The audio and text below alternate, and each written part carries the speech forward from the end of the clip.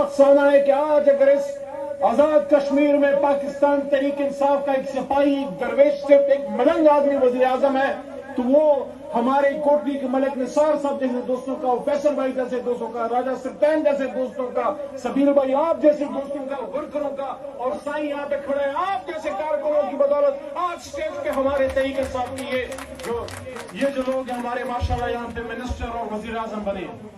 تو عمران خان صاحب کی اصل طاقت ان کے وہ کارکن ہیں جنہوں نے نگری پاکستان کے ہر کونے میں، کشمیر سے لے کے خیبر تک اور خیبر سے لے کے بھی آپ دیکھ رہے ہیں بلاول صاحب نکلے، وہ کہتے ہیں عمران خان صاحب کو کہتے ہیں 5 دن کا میں الٹیمیٹم دے رہا ہوں.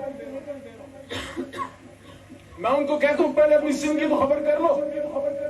وہاں جو تمہارے خلاف جو سندھ کے اندر ریوولٹ کھڑی ہوگی ہے، عوامی ریوولٹ، عوامی عدم اعتماد. لیکن کچھ باتیں سیاسی ہوتی ہیں، کچھ ہم نے اپنے دل کے درد سے بات کرنی ہے. جیسے جب ہم کشمیر پہ بات کرتے ہیں تو کیا ہم اس درد کو بھول سکتے ہیں جس درد میں بابائے حریت جو ہے اس دنیا سے دار فانی سے کوچ کر گئے؟ علی گیلانی صاحب کی میں بات کر رہا ہوں. کیا کسی کا یہ خیال ہے ہندوستان میں بیٹھے کہ وہ ایک 80 سالہ بوڑھا بزرگ چلا گیا تو بات ختم ہو گئی؟ بات ختم نہیں ہوئی. جب مقبوضہ کشمیر میں علی گیلانی صاحب نے یہ بات کی تھی کہ ہم پاکستانی ہیں اور پاکستان ہمارا ہے، ان کا میسج کیا تھا؟